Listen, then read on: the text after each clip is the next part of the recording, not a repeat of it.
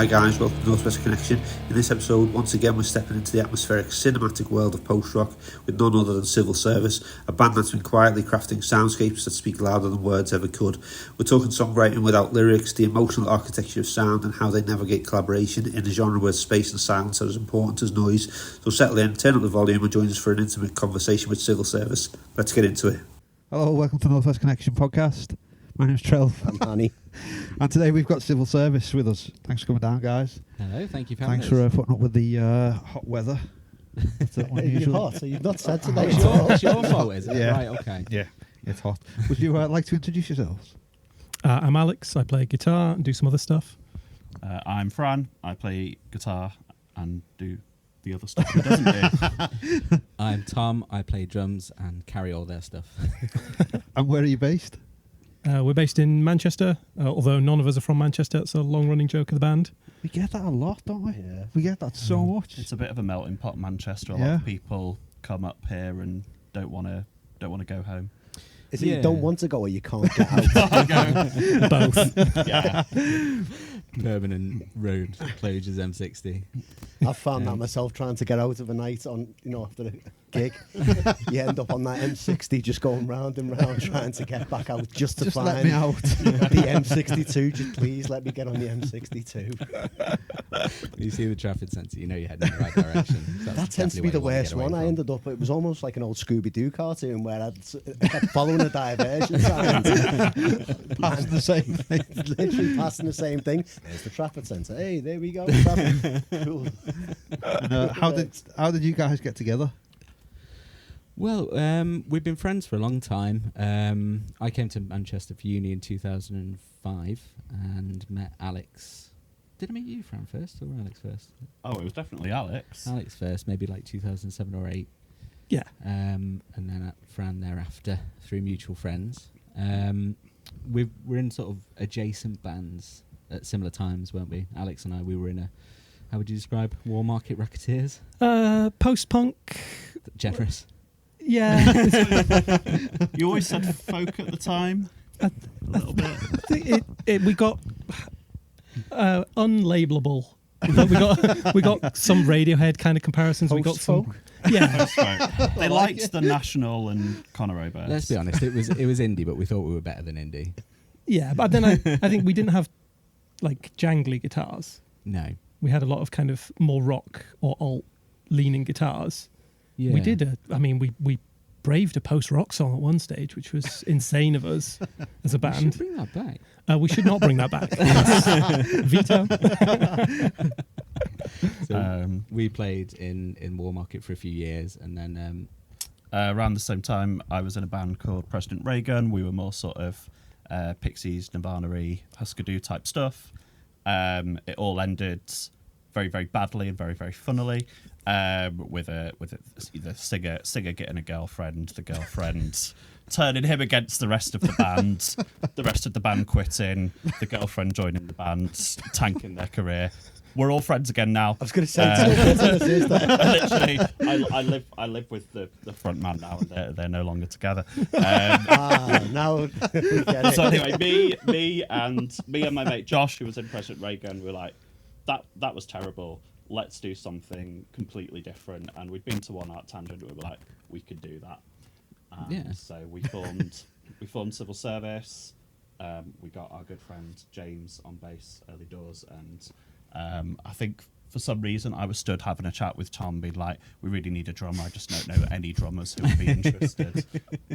And Tom was like, I was like, oh, do you know someone, mate? it felt very flattering at the time. So when you just mentioned then you went to Arctangent and thought, this is what we can do. What was it at Arctangent that made you think like that? I think it was, and I mean this in the nicest way, realising that it's quite doable on a technical level. You just have to have that understanding of tone and timbre and structure of songs, and you can make really, really incredible music. And it was walking around and the bands at Arctangent are really accessible as well, so chatting to people who are in bands, and if we thought, we could do that. Was there any bands that stood out that you can think back to? I think I can't remember. I think it was 2014, maybe 2015 when me and him had gone together. I genuinely cannot remember who played that year.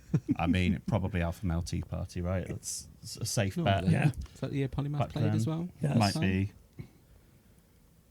Pretty safe to say that Kiss Alpha Marky Male maybe? played, then isn't it really?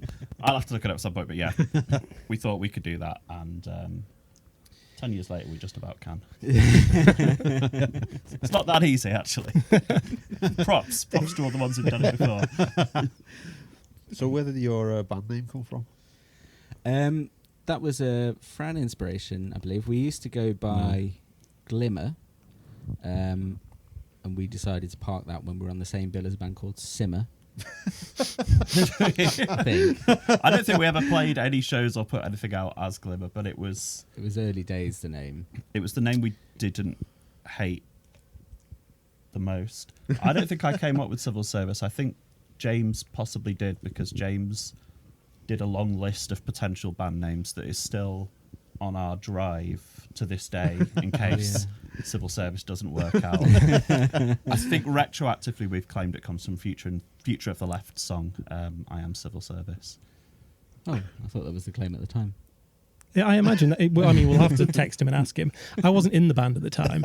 I usurped the aforementioned Josh, who played guitar, when he decided he wanted to go and be a teacher.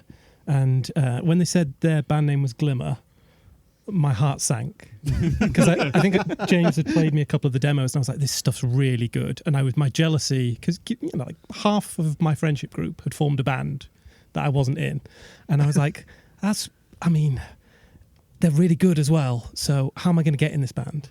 And yeah, Civil Service was definitely felt more appropriate. But I did then spend the next probably 4 years trying to talk them into any other name, because I'm not sure if you tried to Google Civil Service Band, but it is difficult. There you go. Yeah, I would imagine just putting Civil Service into it anyway. It's going to bring it up to every government website. It's there actually is one anyway, of our so- best T-shirt ideas, isn't it? They're all like the Google searches that you have to go through to get to our name. So Civil Service takes you to the Civil Service. Even Band takes you to the pay bands. Yeah. Manchester takes you to... Is it DWP that's based in Manchester? Yeah. The lowest point in our career was a couple of years ago, we Googled Civil Service post-rock band Manchester, and the top result was Last of Eden, who are from Halifax. So can you give us your musical backgrounds? How did you get into music? You passed it straight over there. We'll just do it in order. So I started out. So my mum was big into music: Billy Joel, Beatles, Elton John, Queen, all the classics, and was keen on me playing an instrument, and always wanted to push me that way, but kind of didn't really have the money or resource. So when the school offered any instrument, I said, "What have you got?" and started playing trumpet. And still to this day, I thank that I picked trumpet rather than some of the other options, but kind of gave me a loose idea of like harmony and chord and kind of how to blend your sound with a group rather than just being a soloist. And then I gave that up as soon as I had to try and buy the instrument, because that was untenable, because they are expensive. But my uncle came back to live with us, and he had a guitar, and he loved Blur and The Clash and Sex Pistols and bands like that. So just talked me into trying, and then about 10 years later I picked it up properly, and that was that. Yeah, I was just, as a child, wanted to learn guitar. I learned it a little bit when I was sort of 6, 7, 8, just playing simple chords. Dropped it for a while. Then when I was kind of a teenager, I was like, oh, this could be the one thing that makes me cool, because I've tried everything else and it isn't going to happen for me. So I took guitar lessons from a couple of local lads. One of them is a chap called Michael Kiwanuka, who has gone on to be Grammy nominated and play Apollo-sized venues multiple times. Off of Michael Kiwanuka? Michael Kiwanuka off of the Michael Kiwanuka group, Oh, featuring wow. Michael Kiwanuka, yeah. Taught me guitar. He was and Michael Kiwanuka guitar lessons. guitar lessons. He was always late, but I'm told by people in the industry that has improved. Weirdly, I can hear bits of him in how you play. There's definitely like the experimental side where you just pull something out of your pocket that I go like, how the hell did you learn Where how to did play that like that? come Yeah, for sure. There you go. And then just the moment I hit uni, started playing bass to try and get as many bands as possible, and eventually graduated to guitar with this lot. Yeah, I think I'm trying to think now. So I had a crack at the clarinet when I was 11. Not a big Brian Ferry fan, but I wanted to play saxophone, but I was told I was too small, and there wasn't a teacher. Well, they're quite big. Yeah. I think if you can, like, I don't know, sit comfortably inside it, you're probably too small to play it. I feel like the Did you Simpsons try? was like- Well, yeah, that's probably why they didn't let me, actually. But clarinet stuck with for a bit, and then interest diversified to sports and different things, but then came back to guitar, I think, at about 16, 17. And the very first band I was in, we wanted to be a Tame Impala-esque psychedelic rock group called Supernals. I played guitar in that.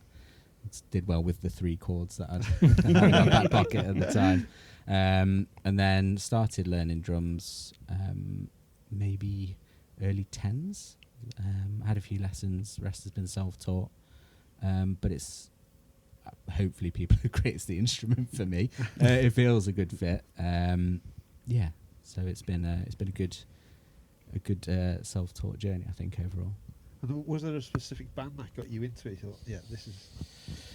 It was something that I'd always wanted to do, but never sort of had the space, opportunity to do so as a younger child. But then with the sort of ease and availability of electronic drum kits, as it became more easy to squeeze one into the corner and flatten things. Put and headphones in. yeah, exactly. I just thought I'd give it a go. But I do think that there are definitely some like neo-psychedelic records that influenced me, like Warlocks and Brian Jonestown Massacre as well. I really like that style. Right. I think it carried the music well, so I think that probably spurred me into giving it a try. Plus, also, it was helped by the fact that the drummer for Supernals at the time decided he'd had enough and ran off to Scotland, despite being from London. So there was an empty seat. So I had a bit of a bash, and I think that gave me a bit of a taste to learn more. How about you guys? Was there some specific bands that turned you on to? I was a to play really, music? really indie kid. First kind of bands I was into was Franz Ferdinand and Kaiser Chiefs. That got me onto staying up late at night, listening to XFM. Come 10, 11 o'clock, it was Exposure with John Kennedy, which is a fantastic show, and I believe still is. Still, and yeah, otherwise still terrible going now, station.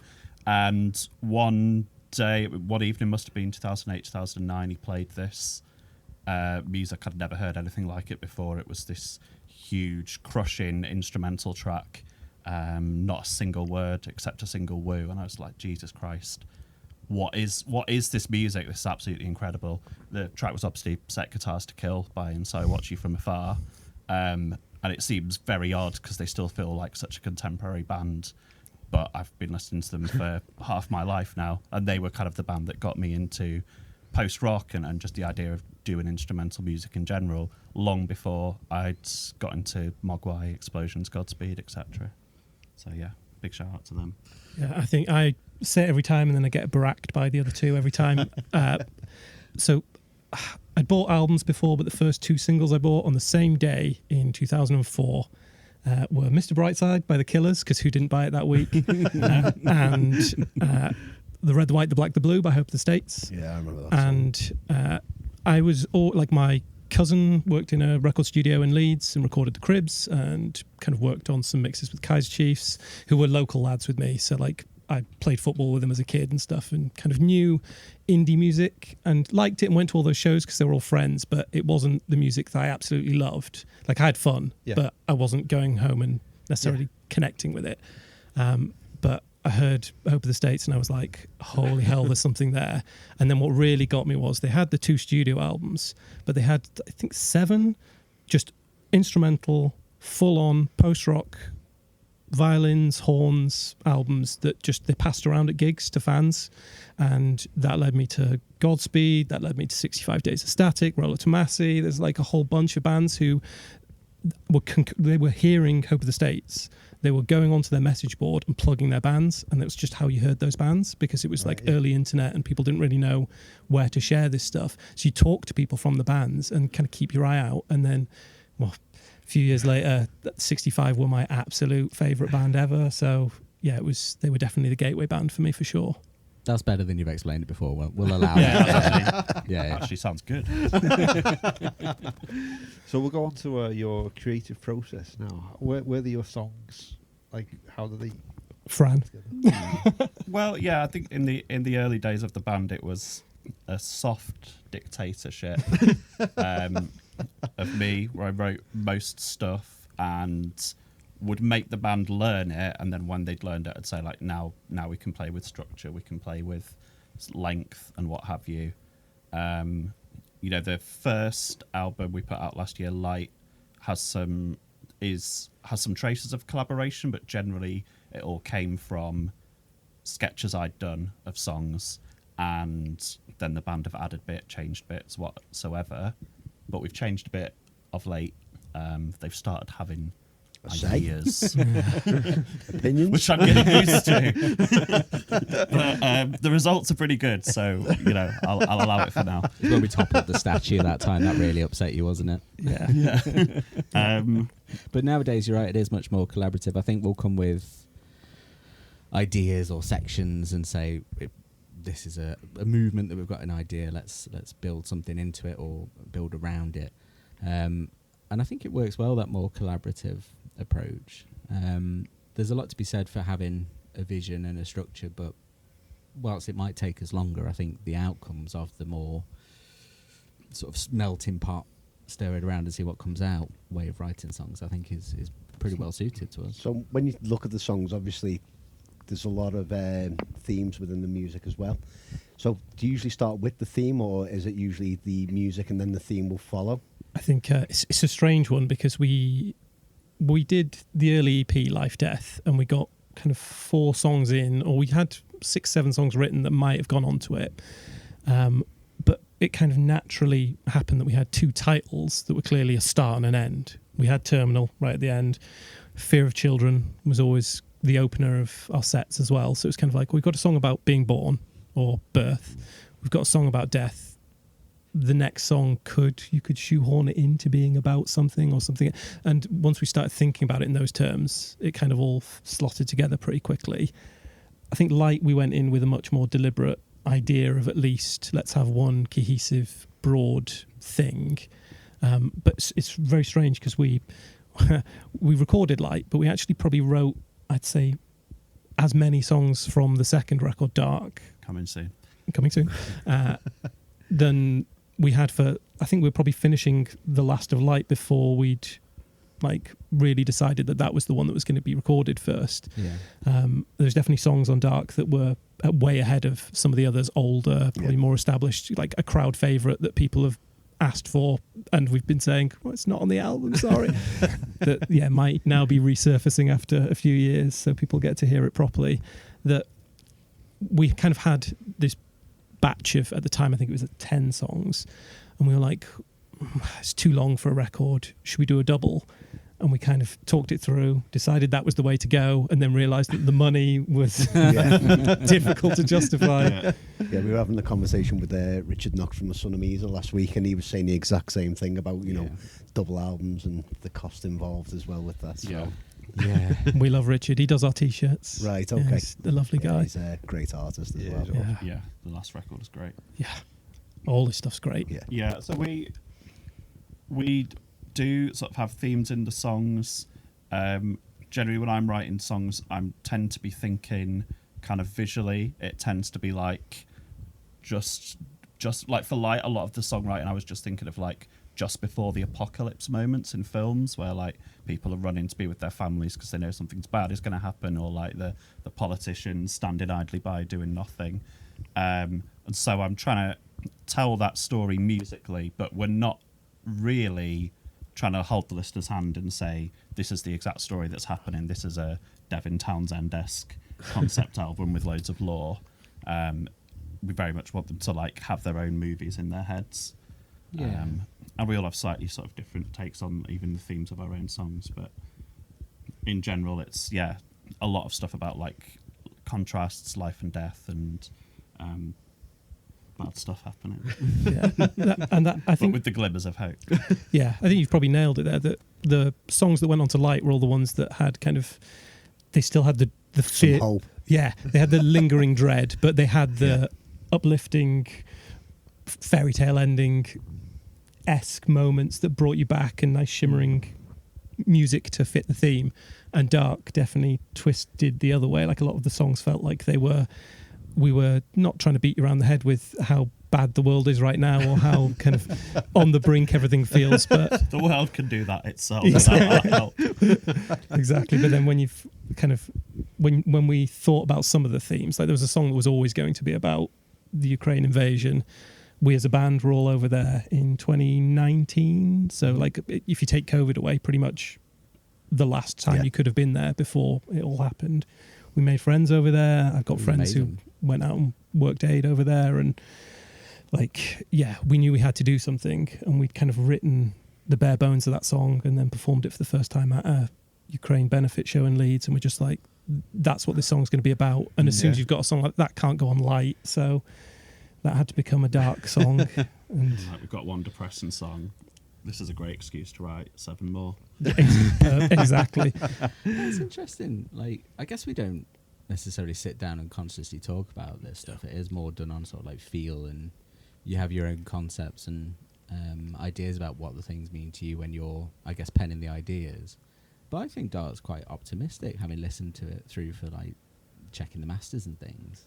I think it maybe lulls you into feeling a little bit of despair and these sorts of things, but I think it's quite optimistic overall. Well, there we go. Each listener has their own interpretation, because I couldn't agree less. It's like a Rorschach painting for your ears. I think we did make a conscious decision to drag it back at the very end of the record to as positive a place as we could find, that we can't have someone essentially finishing the record.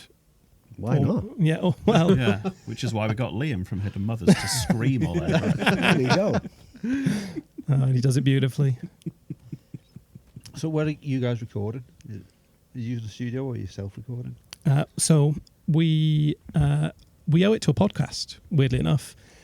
So during the pandemic, 65 Days put out a podcast, very short-lived, few episodes, where they basically talked through how they recorded their albums, and being big fans of theirs, I'd listened to every episode, and then one of them, they got their producer, Dave Sanderson, to come along and talk about kind of the situation that arose when they were recording We Were Exploding Anyway. And just as a two-liner, for anyone who doesn't know, they basically recorded the album with a high-level producer paid for by their record label. They listened to the mix that he gave them whilst they were in the studio. It was not what they'd asked for. So they respectfully let him go and called Dave, who they worked with on some EPs. The original producer zeroed the board, which for anyone who's not technically minded means they basically wiped out 2 weeks worth of work, which they paid for, and all the studio time and all the prep and everything. So they were in a hole, and they had basically had 5 days to record an album that the record label had invested a lot of money in. And I was listening to this going, so we've got this album that we've kind of been labouring over, and we want our hands holding a bit. We want to be directed, but we also want someone to know the music and understand. Yeah. And the way they described working with him was just like, he walked in the room, he didn't tell us to do anything, he just knew. And like, he'd let them play and record, and then he'd just tweak tiny bits. He'd find his favourite bit of the track and explore that. And that was exactly what we wanted. And we went and did that in Crystal Ship Studios in Sheffield, his home turf. It's where 65 Days have recorded as well, and now a ton of other post bands, which is really cool, seem to be following in footsteps. It's interesting. I think it's the first time we had to make that big shift in gears from going from just like being a live playing band or recording in, I don't know, someone's shed, to having to think like studio musicians, and it is really quite different, particularly for drums. I assume it's the same for you guys, but I found loads of great YouTube videos that I should have watched before we did the studio recording. But yeah, that pivot was really helpful to have someone as experienced as that guide us through. I think it was really useful. Dave was amazing. I don't think we didn't realise we'd never really been produced before. We'd been engineered. We'd have people come along. They'd set up some mics. They'd got a decent sound out of it, and then they'd said, "Go." Yeah. And if we got through the take well, they mixed it down, and that was that. Yeah. Whereas Dave was in it just what we needed in terms of saying, you can do that better, or try it this way, try it a different way. And he had a big impact on the record. We had some really good discussions about the structure and the shapes of the songs. But then on the technical level, he just made everything sound amazing, really, without us having to explain what we wanted. He knew the genre. Well, it was the wonk, wasn't it? It was finding the We were in wonk. search of. Finding the wonk is what he was all about. Yeah, The that's, weird bit that Alex mentioned earlier. That was his phrase for that one little part of a song that you might not even realise makes it, but can be brought to the fore to give it a completely different appearance and feel. and it's amazing how he found that different instruments, different like moments that we would absolutely not have thought, oh, this is the bit for the bass to shine, or this is the bit for us to get a second bass drum, attach it to the first bass drum to make it the deepest sound you'll ever hear. We human centipeded the bass, ladies and gents. Accurate. And that's the real.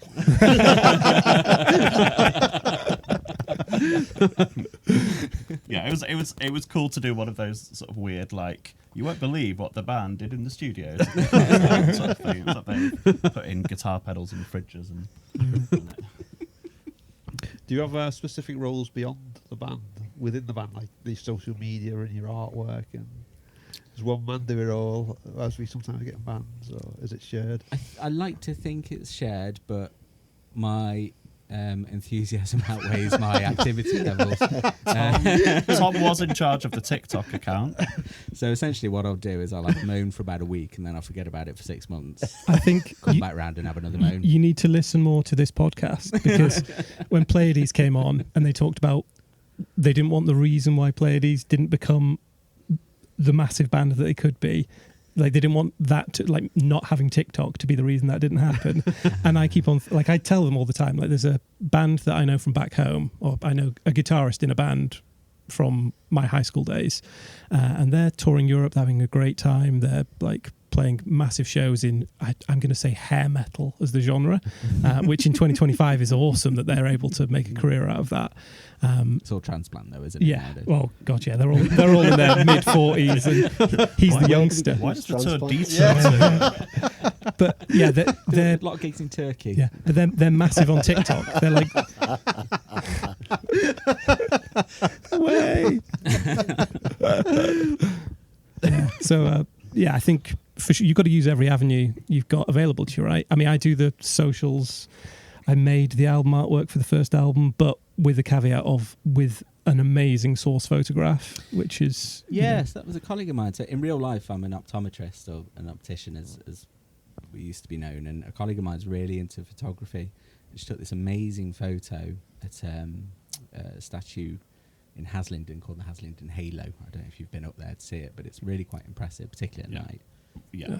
It looks like a satellite dish, and that was sort of the imagery we were thinking of for some of the themes about light, about communication and those things. But So Jodrell Bank would not let. no, they would not. said Oasis ruined it for everybody. But she was very, very kind to let us use that amazing image, which she's won awards for. So it's great to have that. Yeah, and like when you've got that kind of source material, it makes doing social stuff loads easier. But then I suppose it's all the things that it leads to, because once you're on the socials, then you start thinking, oh, I could book a gig. I've seen other bands booking a gig, so I'll just book a gig. And now we're kind of 10 gigs into a promotions arm of the band in a way, and like it's just funny listening to the lads from Kusanagi talk about playing a show on your podcast that I booked, and that I booked on the strength of just I'd listened to their music but never met them, never spoken to them, and we had this lineup. Was that a Toto So, Dinner Celestial Birds, and them? Or I think Din were on. Just us three, wouldn't it? Din were on the lineup. Anyway. Yeah. Was I there? Good lineup. Yeah. And yeah, I listened to them and was like, I know that they'll be a good fit. They've done a couple of shows post COVID. They jumped on that bill with And So Watch From Afar, and we did the next night in Huddersfield. Yeah, in Huddersfield. So we were like, I'll just reach out and say, look, you just supported them, we just supported them. We should play a show together, and that's now a friendship that's a 6-date tour later in the year, and going all around the country with them is going to be great. And their new album's amazing, and they're on the same label as us now, which has kind of probably come about because bands talk. And if you're good, like Charlene at Ripcord, people come back to you and people will recommend you, and people will say, and that kind of feels like that promoting as well, that like bands are asking more and more now to jump on bills in Manchester with us, and we're doing it because no one else is doing it. So especially in Manchester, I mean, there are promoters putting on some stuff, but it isn't a city traditionally with a post-rock scene, so we're trying to make one and just book all the bands we want that have said they don't tend to come and play Manchester. So obviously you've got the show next week with Fort and with Overhead the Albatross. Is that something that you've booked? Yeah. You said? Yeah, that was planned a tour with them, and then we've sort of booked the Manchester leg of that. Then they've sorted out the other dates. But yeah, that started off as just all 3 bands planning together. We were on the same bill at Celestial Diadem in January of this year, weren't we? Yeah, great little post-rock, post-metal all day in London at 229, which is the most central in London I think we might ever play. You can almost you can touch Euston Station from a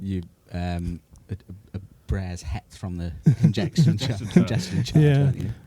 But yeah, that was just a bit of dumb luck that we kind of wandered onto that lineup, and then the Fort lads reached out and said, hey, how about something later in the year? And Overhead seem keen for any gig that they can play this year, which on the back of such an amazing record. I don't think they realised at the time quite how successful they were and quite what they could ask for. They agreed to do this little tour with us, and then Art Tangent and Damnation shortly after a big tour with them. Yeah, we keep on joking on all the forums that we made them sign a contract. We've got them in a nominally 80 cap, but really, if you put 60 people in that room, people are going to get. It's going to be bad. So it's going to be great. And then our set will finish. Yeah. So we got them there, and then the next time they're playing Manchester, they're playing at least 3,000 capacity stage. The next gig they're playing, I think, after that tour in the UK is opening Arctangent. That's silly. Really Extremes, silly. Isn't it? Yeah. But I mean, good on. They're so nice. Then honestly, like all the bands that we've mentioned, we're not going to mention ones that aren't nice, because honestly, it's so rare in the scene. So rare. It is such a nice scene, and it does make it a little bit easier to go and off to far-flung places and play gigs on weeknights, and that is that we're always playing with bands that we genuinely want to see, and half the time would have been at those gigs anyway. Definitely. And they're all lovely. Yeah, I'm just saving myself £8 a ticket by putting them on myself. So, and we've not lost money on any show yet, which is, I mean, find me some wood. Because that's the thing we've definitely noticed, isn't it? The community within like this scene is like. I don't even think it's just the post-rock or the post-metal scene as well. What we've just found is particularly within the, I don't want to say underground because it's not the underground, but everyone just seems to be trying to give each other a leg up. And, from where Lee started with the podcast till when I joined, when we bought, we got Kusanagi on through a mutual friendship of mine. And then it just started to grow with Player D's Hidden Mothers. We've now had Son of Me's, Richard Knox, and there's a lot more coming up as well where it's helped us. So we've been helped through the scene as well. So we just want to keep going with that. It's helped. We've diversified a lot, haven't we? Really, since definitely May.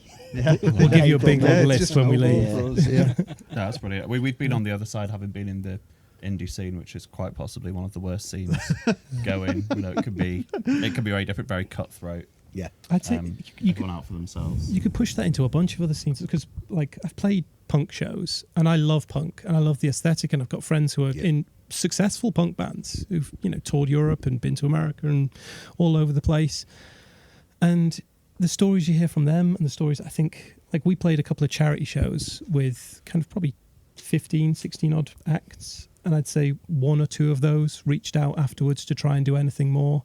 And you don't want to say, well, it just seems like it's you want to have that feel and appeal, but you don't want to actually put the hard yards in to make the friends and build the scene yourselves and kind of be as DIY as maybe it appears on the outside, which is the opposite here. Because I think there's no easy way to lure people into post rock. Either you love it and you're going to come, or you need to hear it and be convinced. And that's kind of what we've had to do on a lot of levels, which is Yeah, it's interesting, isn't it? Because I think the scene's so nice because it attracts people who genuinely care about the music, and I think because for a lot of our contemporaries also don't have lyrics in their songs, so you have to really think about how you're going to emote through the music, and I think you can tell it means a lot to the people who write it, and then it comes to mean a lot to you as well. So I genuinely think people really care, which is why it's so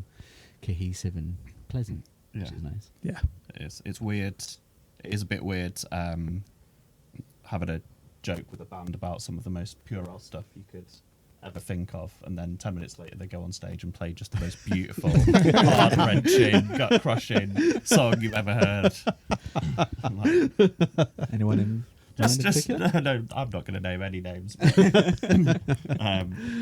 It's weird how we all managed to make such immersive and heavy music, and you're all normal people with terrible opinions and senses of humour. I don't know though. I think some bands are exactly who they are on stage, off stage. And so watch from afar.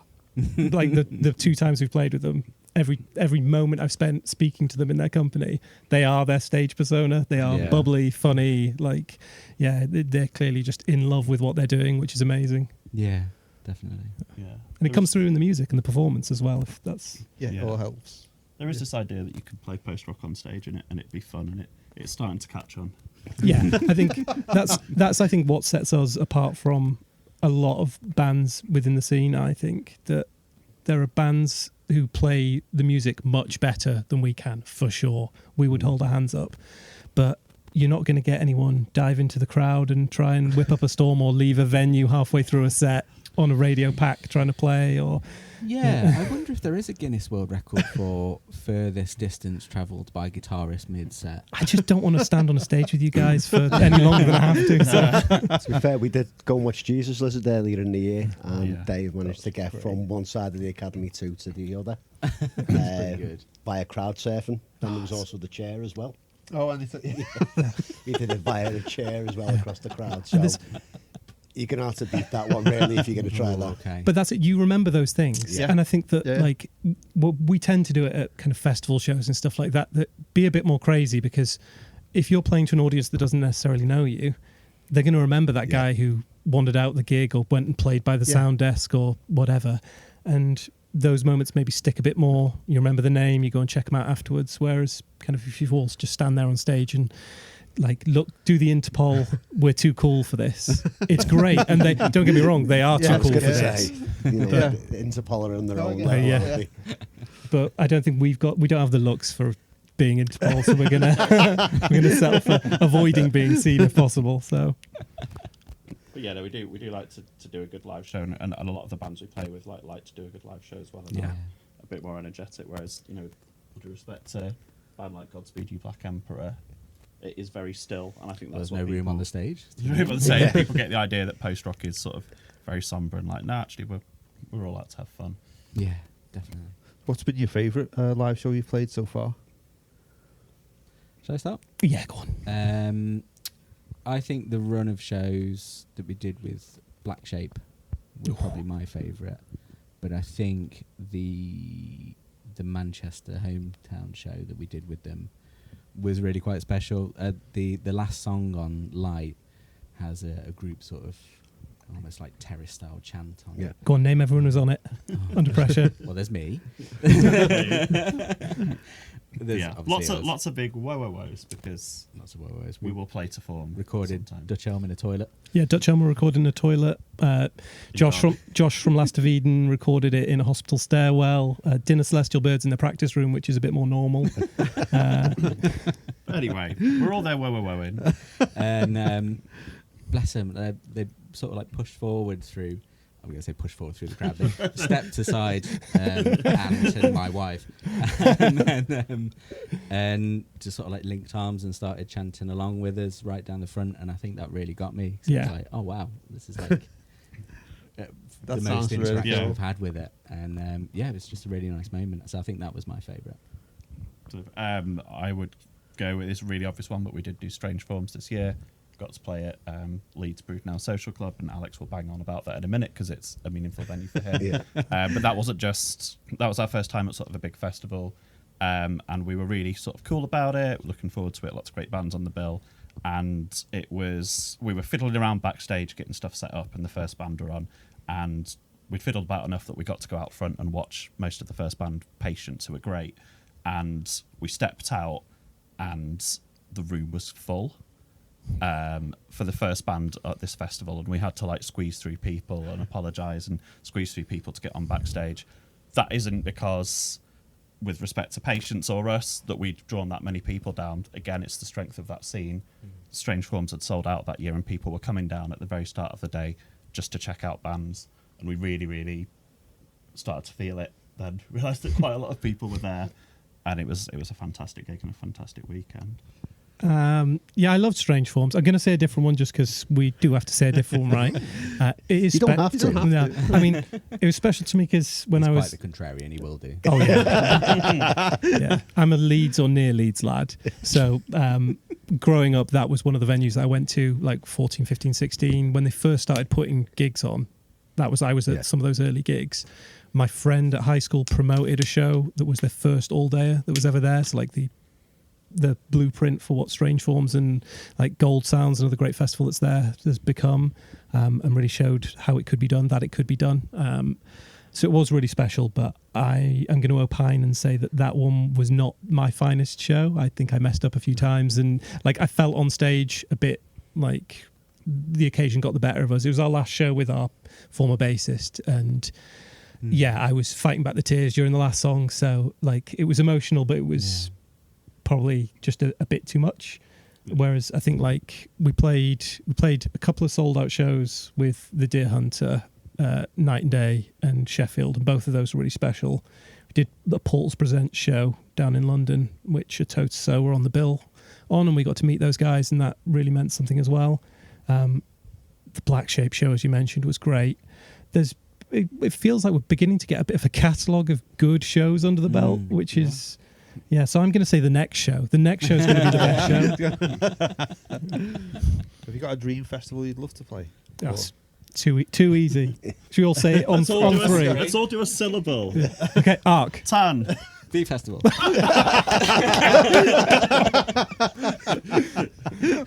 I mean, like, I wasn't in the band at the time, but like the fact that you formed the band on the basis of having been to Arctangent, a number of bands we played with from the scene, like we've definitely got a bit of bridesmaid syndrome that we feel like, but then I feel as well it comes at the right time. It comes when you're ready for it. Like I think that if we'd got it last year, we'd not have been able to perform and debut an album there. It'd have been weird. People wouldn't have known anything.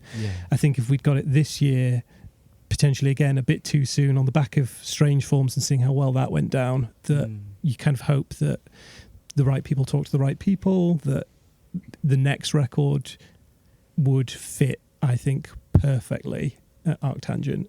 But then there's a few coming up on the rails as well, like Cannes Festival in China. We've got friends who went and did that this year in Din, Offside in China as well, which like both those festivals look insane.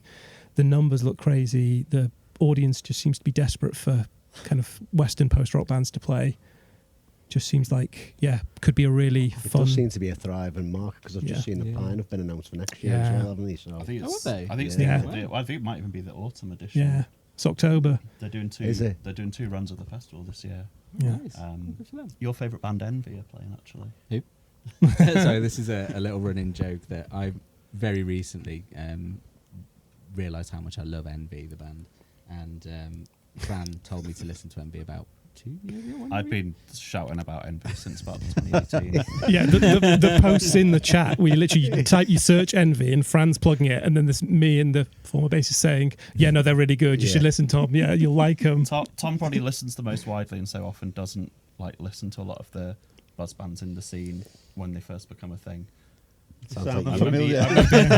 I remember vividly when you discovered Deaf Heaven. And it's like, I can do wonders with this boy. Oh my Sigor, I think it's Rose. I can't remember what the original point was here. Festivals. Yeah. We would have really liked to have played Portal's festival. Obviously, it's a real shame Yeah. that festival's not continuing, but they're doing some great stuff down in London, so look out for that. Yeah, definitely. That was a really good show, actually. It was the Victoria, wasn't it, in Dalston? Yeah. It was a lovely venue to go Yeah. against the Northwest theme. Yeah, the Portals chaps and chapesses know how to run a really tight event with like really well structured, put a good group of bands together who are going to have a different draw. And yeah. Was that the first time we played with the Toe as well? Yeah. It was the first time we met them, Yeah. Nice. Marty's had too many plugs on this podcast. He's going to have to come on. We'll have to get him on. No, he lives in the Midlands out of choice. Hey, we're not biased on that one. No. We can do it. I'm sure that, Tom's a Derby lad. I'm sure they have the internet. They can always. Right. Yeah, I think I got a telegram about it. We're on to the fun questions now. Oh, wow. A bit more relaxed.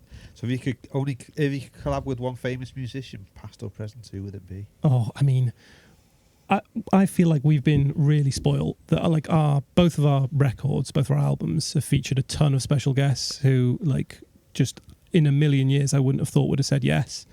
Like Caroline Corley did amazing stuff, Dystopian Future Movies, Church of the Cosmic Skull, a couple of bands that she's in who are both excellent, as is her solo stuff. And moving through to this new record, buddies from Black Shape have turned up and really turned up on it. Luke from Overhead the Albatross, Liz from Midas Fall. Long list. Yeah, You want to work with. but on the back of that, it feels like we don't want to exhaust the thousands of options that are out there, but like, I mean, it's got to be Paul from 65. If I could get Paul from 65 to do as a remix, I would be over the moon. Dave can't get you in touch to do that. Oh, honestly, we send pictures of trainers kind of in a circle to each other. Like they sent some pictures of the trainers they were wearing. We sent pictures, and Dave was collating them and judging. But he just won't put us in touch, so it's fine. It's fine. They're very busy. I go to his coffee. His brother runs a coffee shop in Manchester, and I'm there. Not for that reason, but it's the only place I'll drink coffee if I ever do. So Going back though, that again shows the strength of the community, doesn't it? You know, when bands are willing to collab on, each other's tracks. yeah, Again. Definitely. Go on, Fran. Well, I'm a huge Manic Street Preachers fan, and buried amongst their discography, very rarely on the albums, but on the B-sides, they've done a load of instrumental tracks, and I feel like within the heart of James Dean Bradfield, there's a post-rocker yearning to be free, so I'd love to just kidnap him from their ever-diminishing output and get him in the studio and write some instrumental stuff with him, because it's really good. I'd say we did have one of Wales's most prodigious musicians on the first record. Tom but Jones. We didn't make a really big deal of it. We didn't. Fran kind of said, "Let's not push it too much." But Ritzy from Joy Formidable does us a bit of Welsh, Right. a bit of spoken word Welsh, which is like it was so nice of her to do. Absolutely no reason for us to. The reason was that it was after one of their shows and I'd helped them load most of their gear at Manchester Academy, actually. Fair enough. I've had this sort of long-running idea of incorporating some spoken word or rap into a track of what we do, and I've got some maps ideas, but I'd love to work with someone like Loyal Kana, Right, who's got okay. quite Yeah. relaxed, nice, flowy, but with good lyricism in the way. I think there's an interesting mashup there waiting to happen. I just hope we do it first. Can I ruin there's from the early 2000s. There's an amazing early YouTuber who would cross over at the time like alt rock with rap stuff, and it's honestly I ripped it from YouTube onto my phone because he never released any of it, never got put out anywhere, but I've still got it on my phone because it's insane. I think that's a great idea. It's a really good shout. Yeah. What about you, So Lee? if you're listening, Loyal, What about you, Lee? Because you always ask me a question on the back of this, so I'm Who going to would I ask like you for to a change. collab with? Yeah. You've already worked with me, so Lovely. I'm looking for another guitarist. Chelsea Wolf, I think. Chelsea Wolf. I don't know, the melodies that she comes up with they're just insane. Yeah. Oh, should we do quick one that didn't happen, that we did ask about? Go on. That I think if we'd known the Kusanagi boys a bit better beforehand, and we'd lent on one of their contacts.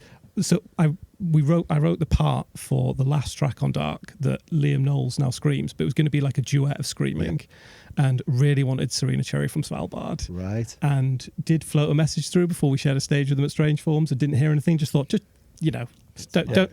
push it. don't push it.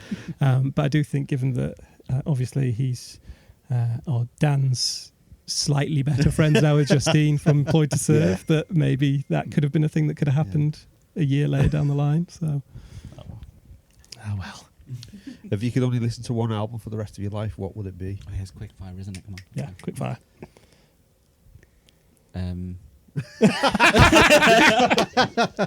Quickest of fires. Shall I go? Please. Hope the States, The Lost Rights. I've got it tattooed on my arm. It's my favourite ever album. It features a member of the Horn Section podcast. There you go, / the Horn Section band. That's cool. I would go with Biffy Clyro's Puzzle. It's an amazing album. It's the first album of theirs I got into. It's not cool to admit. The other three are really good. If you're having a rubbish time, you listen to the lyrics, and if you're having a good time, you don't listen to the lyrics. So it's a good fun rock album. That's a good one. Departure songs. We lost the same.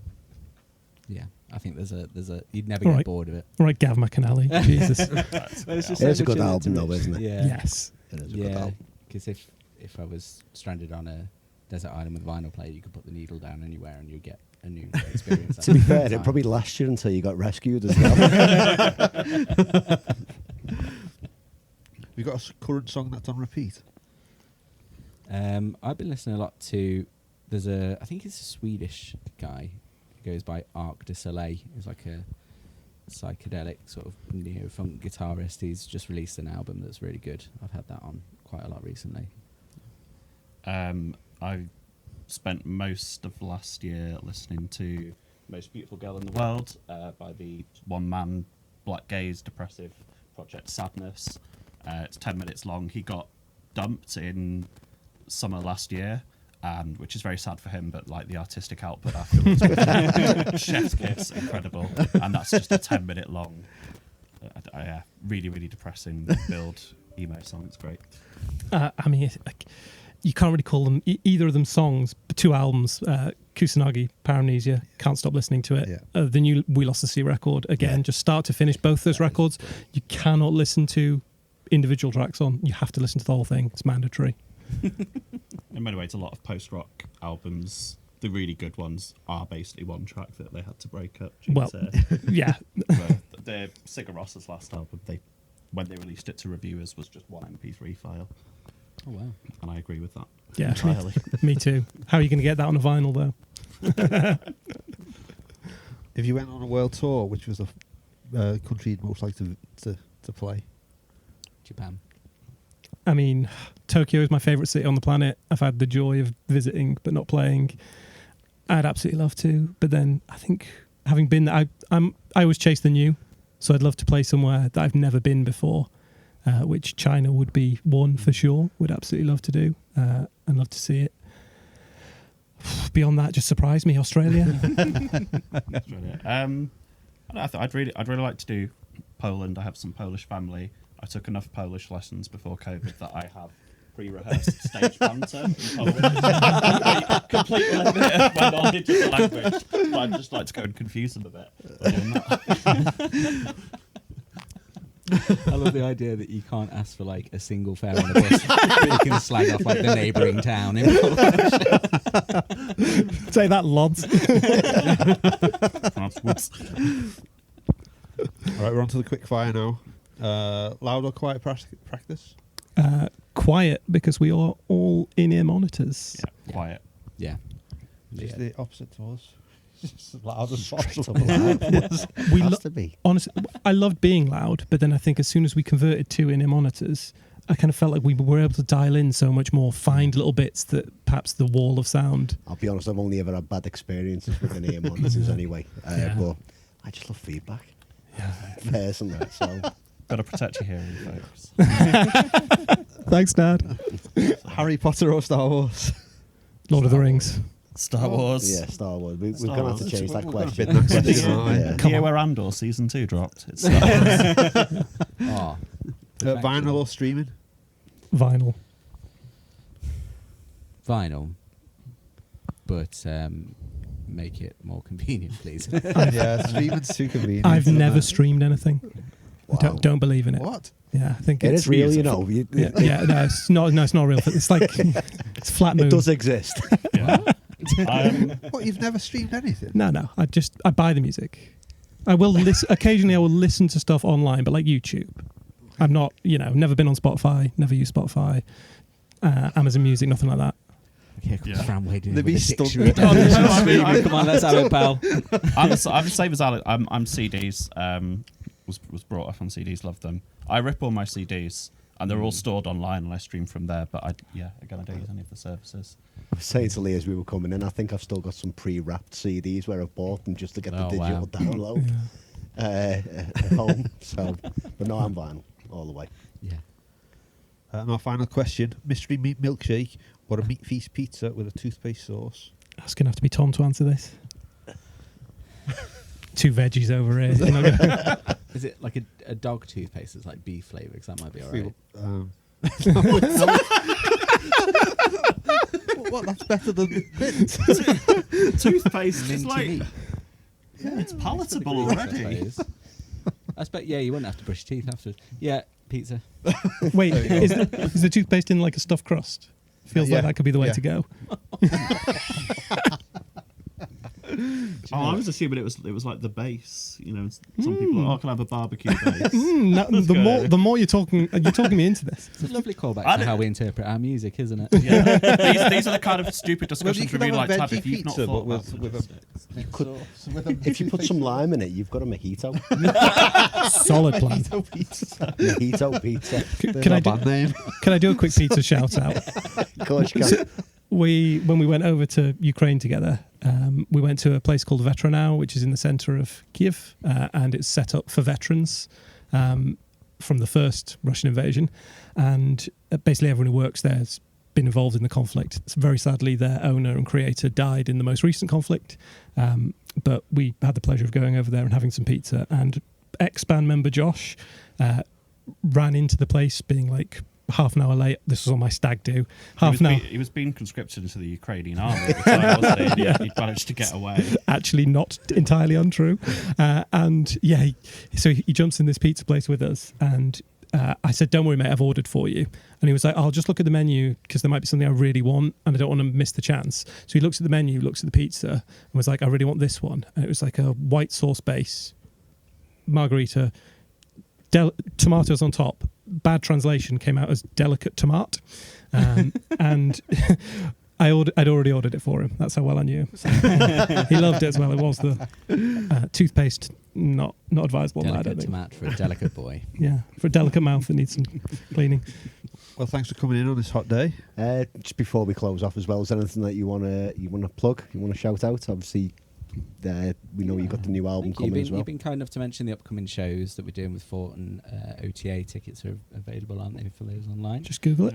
And later in the year, we've got our second full-length album, Dark, coming out.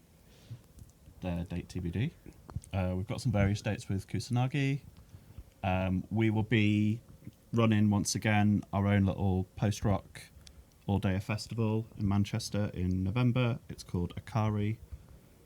Weirdly, it means light in Japanese, which almost it was Kusanagi's name. So weird worlds.